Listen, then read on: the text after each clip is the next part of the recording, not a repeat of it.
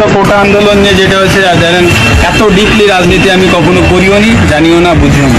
আর আপনি আমাকে যদি একেবারেই ডিপ লেভেলের পলিটিশিয়ান ভাবেন, সেটা হয়তো বা আমি এখনো না, বা আমি হইনি। তো আপনি আমাকে ওই লেভেলে ভাবলে সেটাও আমার সাথে অবিচার হবে, কারণ আমি এখানে আমার এক্সপিরিয়েন্সটা টোটালি নিউ।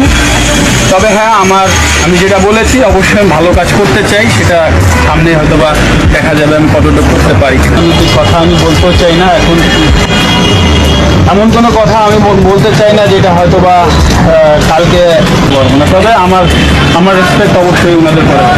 আপনি যদি কোনো দলকে সাপোর্ট করেন, অবশ্যই প্রকাশ্যে সেটা বলা উচিত।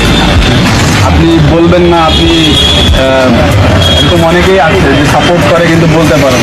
তো আমার কাছে মনে হয় যে প্রত্যেকে যে যা দল করে সেই সম্মানটা তার প্রতি থাকা উচিত, এবং তার মতো করে সে দেশের জন্য কাজ করবে, এই মানসিকতাই থাকা উচিত। তো যারা যে কমেন্ট করবে বা করছে, আসলে ওগুলো তো আমার নিয়ন্ত্রণে নাই, বা আমি তাদের কিছু বলতে পারবো না। তবে আমার